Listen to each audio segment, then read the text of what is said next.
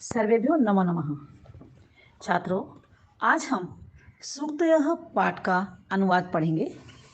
सूक्तयः अर्थात सुंदर वचन। चेन्नई नगर में समुद्र तट पर महाकवि तिरुवल्लुवर की प्रतिमा है। इन्होंने तिरुकुरल नामक एक पावन ग्रंथ की रचना की। इसमें सूक्तियों का संग्रह है। प्रस्तुत पाठ में इसी ग्रंथ से सूक्तियों का संकलन किया गया है। तो पढ़ते हैं श्लोक।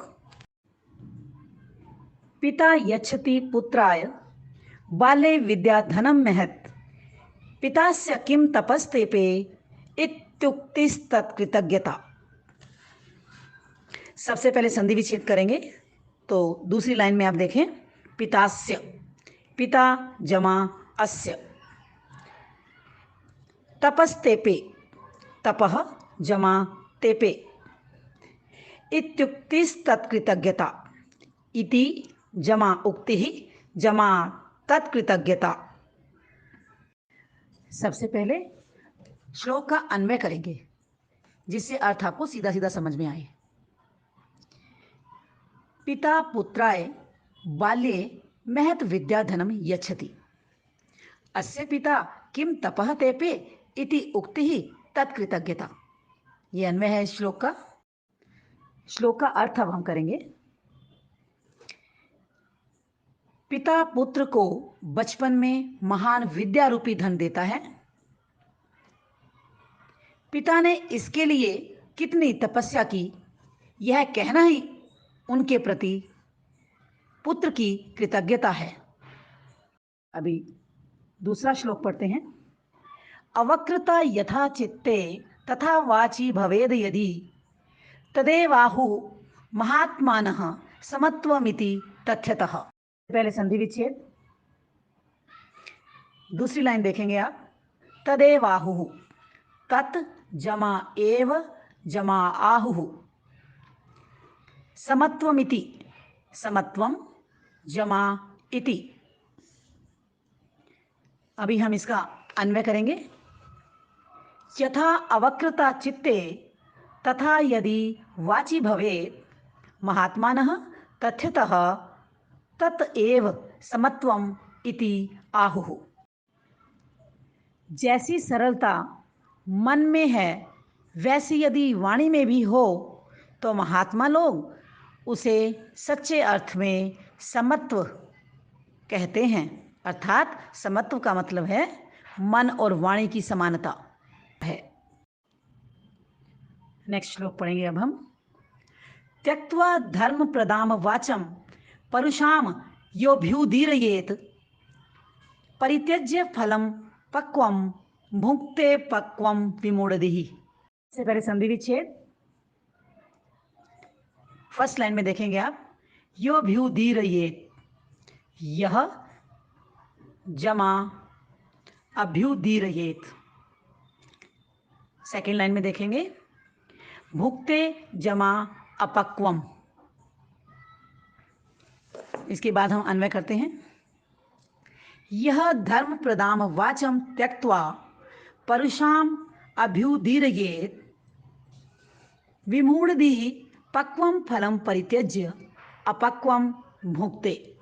का अर्थ समझें आप। जो व्यक्ति धर्म प्रदान करने वाली वाणी को छोड़कर कठोर वाणी का सेवन करता है, अर्थात कठोर वाणी बोलता है, वह मूर्ख बुद्धि वाला मानो पके हुए फल को छोड़कर कच्चा फल खाता है। अभी अगला श्लोक पढ़ेंगे। विद्वांस एव लोकेस्मिन् चक्षुष्मन्तः प्रकीर्तितः अन्येषां वदने ये तु ते चक्षुर्नाम्नि मते। पहले संधि विच्छेद, फर्स्ट लाइन में देखिए। लोकेस्मिन्, लोके जमा अस्मिन्। सेकेंड लाइन में देखें, चक्षुर्नामनि, चक्षुः जमा नामनि। अभी अन्वय करते हैं इसका।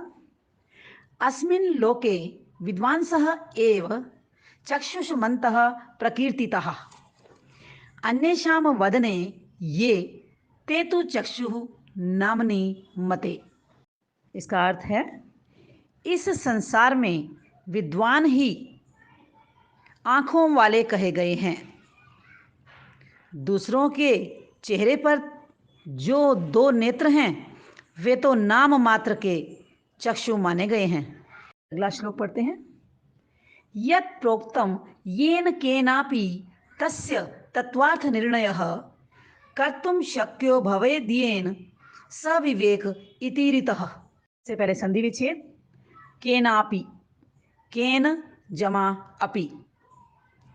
सेकेंड लाइन, भवेद्येन, भवेत जमा येन, इति रीतः, इति जमा ईरितः। अन्वय करते हैं सबसे पहले। येन केन अपि यत् प्रोक्तं तस्य तत्वार्थ निर्णयः येन कर्तुं शक्यः भवेत् सः विवेकः इति ईरितः। जिस किसी के द्वारा भी जो कुछ कहा जाए उसके वास्तविक अर्थ का निर्णय जिसके द्वारा किया जा सकता है वह ही विवेक कहा गया है। अभी अगला श्लोक पढ़ेंगे। वाक्पटु धैर्यवान मंत्री सभायामप्यकातरः स केनापि प्रकारेण परैर्न परिभूयते। पहले संधि विच्छेद। वाक्पटुर्धैर्यवान, वाक्पटुः जमा धैर्यवान, सभायामप्यकातरः, सभायां जमा अपि जमा अकातरः। सेकेंड लाइन, केनापि, केन जमा अपि, परैर्न, परैः जमा न। अब हम अन्वय करते हैं इसका।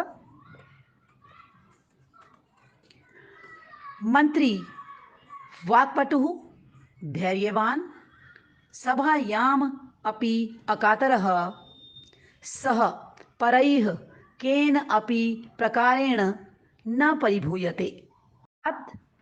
जो मंत्री बोलने में चतुर, धैर्य धारण करने वाला, सभा में भी न डरने वाला हो, वह दूसरों के द्वारा किसी भी प्रकार से अपमानित नहीं होता अर्थात पराजित नहीं होता।